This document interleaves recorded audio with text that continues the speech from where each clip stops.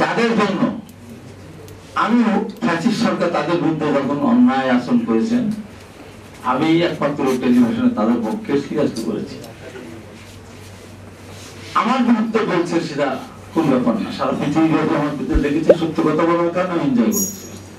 আমি এইটাকে কোনোভাবেই আমি ছাড়বো না যে বিএনপির মতো সংগঠনকে তারা বলে সন্ত্রাসী সংগঠন, এটা মানা যায়। অন্য কেউ বললে মানা যায়, জামাত যদি এটা বলে এটা মানা যায় না। অতি সম্প্রতি দাদা এখানে আসেন, লন্ডনে যে একটা সফল বৈঠক হলো, সারা বাংলাদেশের মানুষ না, আমাদের আন্তর্জাতিক দেশের মতো বন্ধু আছে আইএমএফ থেকে শুরু করে অর্থদাতা যারা লন্ডন বৈঠকের পরে তারা অর্থ ছাড় দেওয়া শুরু করলো। তারা বললেন যে বাংলাদেশে একটা সামনের দিকে স্থিতিশীল সরকার আসতেছে, অতএব আমরা বাংলাদেশকে সামনে দিকে এগিয়ে নিতে চাই।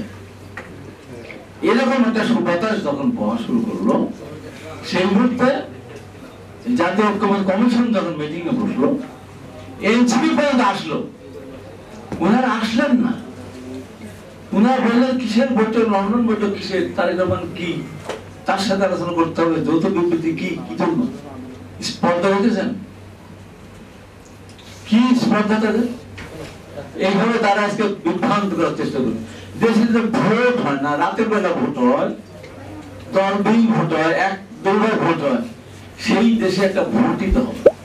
সেই ভোটকে সামনে নিয়ে এসে পেয়ার সিস্টেম, তারপরে আগে সংস্কার, আমরা সংস্কার চাই, বিচার আমরা চাই, আবার কি বলে জাতীয় সংসদ নির্বাচন আগে স্থানীয় সংসদ নির্বাচন হতে হবে।